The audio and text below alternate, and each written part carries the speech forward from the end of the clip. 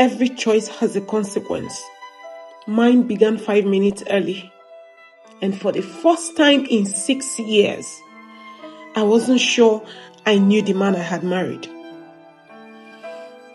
They say the truth sets you free.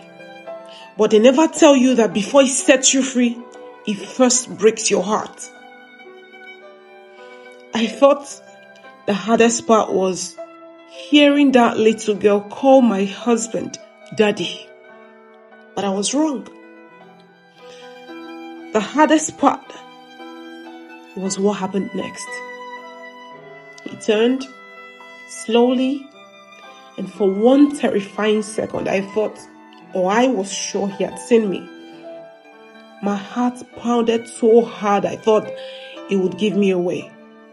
And without thinking, I ducked behind a black SUV parked beside a cafe. I held my breath and didn't move. A few seconds passed, and then another. The sounds of traffic filled the streets. Someone nearby laughed. Motorcycles sped fast. Everything around me moved and continued as if my life wasn't falling apart. Carefully, I lifted my head to look through the cafe window again. He wasn't looking at me anymore. He was smiling at the little girl. Maybe he hadn't seen me after all. Or maybe he had, and he was pretending he hadn't.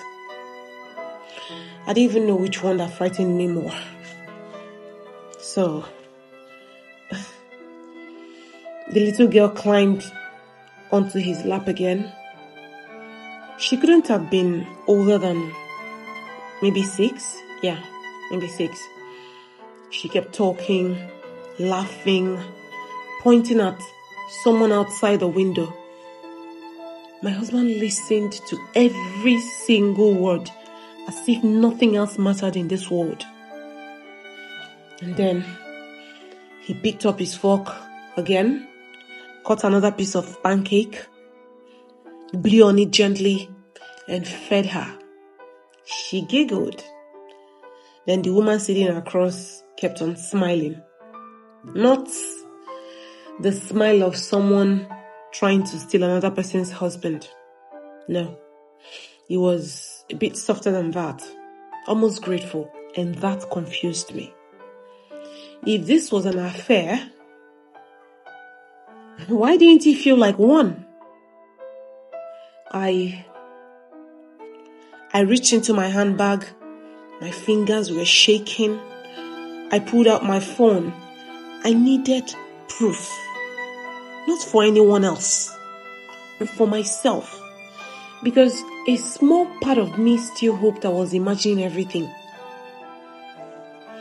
I opened the camera and zoomed in. My hands wouldn't stay still. The picture kept shaking. I took a deep breath. I pressed my phone against the side of the car to steady it. And then I pressed record. There they were.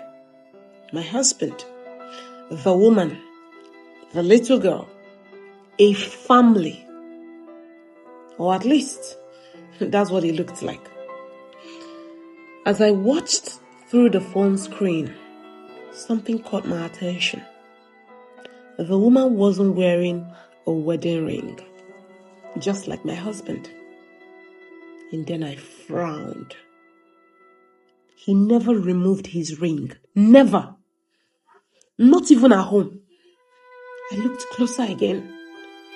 His finger had this pale mark where the ring should have been. He had taken it off. But why?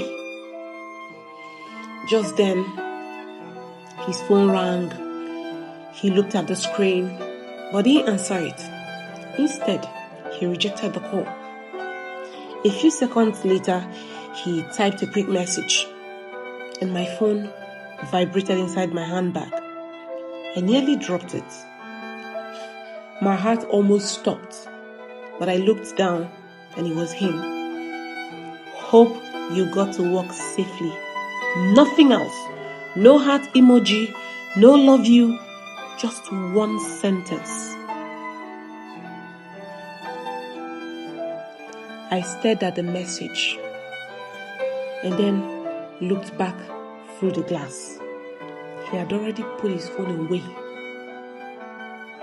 How could he sit there, looking straight into another woman's eyes while checking whether I had arrived safely? How? Was he pretending to care? Or did he actually care? Nothing made sense anymore. The waitress, she brought another bill. The woman reached for it, but my husband gently stopped her. He paid, and the little girl clapped. She looked so happy. I hated myself for ever thinking this, but she was beautiful. She had the brightest smile, the kind of smile that would melt anyone's heart.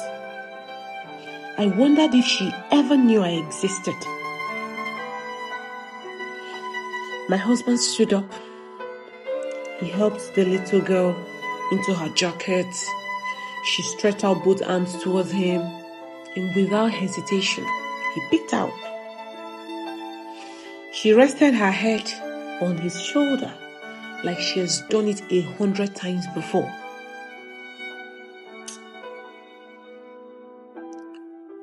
My eyes filled with tears.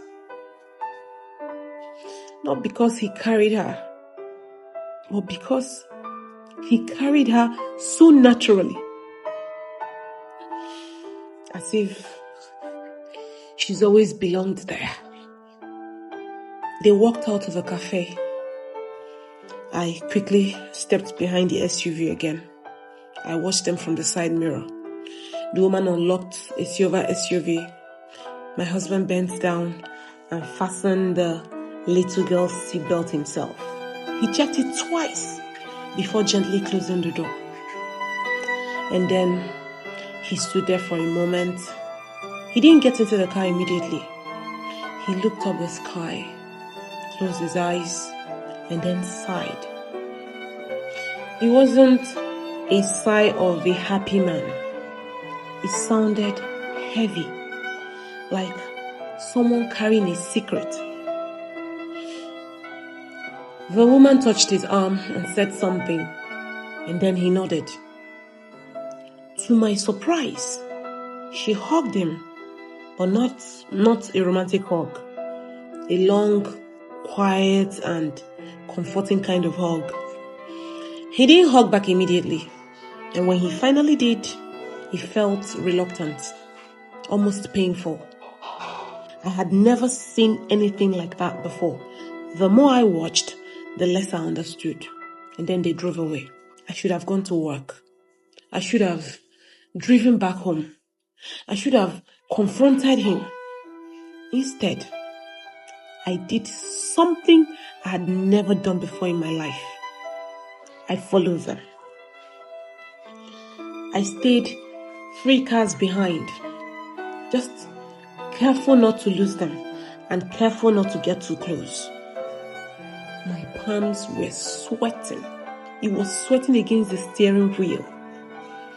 Every traffic light felt like an enemy. Every turn made me afraid they would notice me. After almost 20 minutes, they left the busy road and entered a quiet neighborhood lined with beautiful houses and tall trees. It looked peaceful. And then finally, they stopped outside a cream-colored bungalow.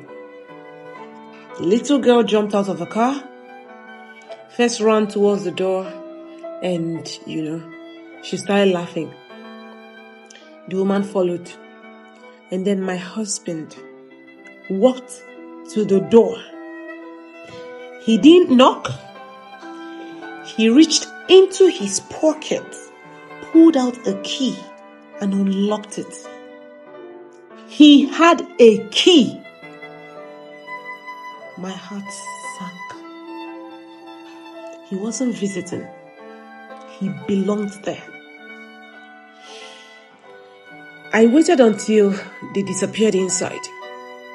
5 minutes later, no one came out. I switched off my engine, stepped out of my car, and slowly walked towards the house. I didn't know what I was looking for. An answer, a mistake, anything. As I reached the gate, I heard something from inside. The little girl's voice, clear as day. "Daddy, are you coming back tomorrow?" And then silence. I leaned a little closer. I needed to hear his answer. And then the front door slowly closed, and I heard the sound of the lock turning. I stood outside that house with more questions than answers.